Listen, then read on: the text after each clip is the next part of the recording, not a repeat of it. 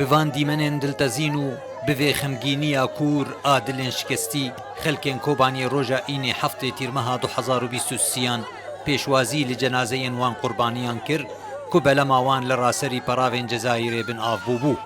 Dema wan dixwest xwe bigihînin Ewropayê.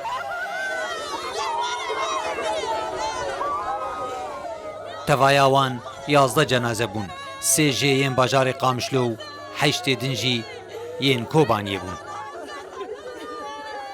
جزائر هاتن وانا كره بشيانو اسبانيا لور او وان غرقي بيجي ماهي شاشون يك جي ام بي حليمه محمده يك جي فرمان كريخوا فرمان دالي تشوكا نهدا سوريا يك جي بوغما اميره حبشه وانا البدر وان غرقي من ذات الدريش كر البدر او ام بي حطوا جنازه وان دين حطوا ام بي لبناني جي وين هوتنا حمص حمص روني هوتن طبقه فيس فيس طبقه وين تفيدري مال فيدري مشوتن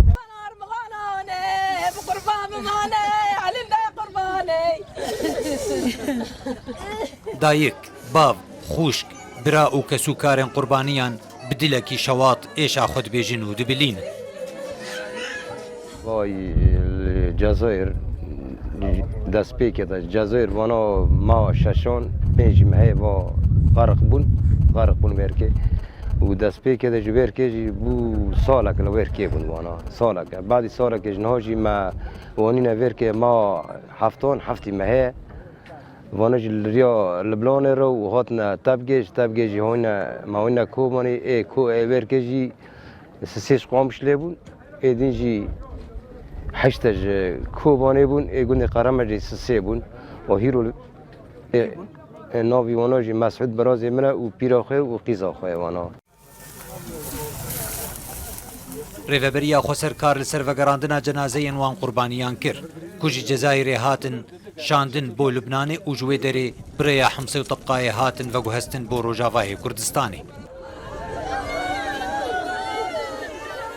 Piştî salekê ji çaverêkirinê ji bo derketina ber bi Ewropayê ve 5 Hezîrana 2023 belemek li nav ava deryaya Spî bin av bû 25 koçber têde hebûn. Piraniya wan ji bajar û gundewarê Kobaniyê Rojavayê Kurdistanê bû. Xalid Cemîl Mihemed, Rûdaw.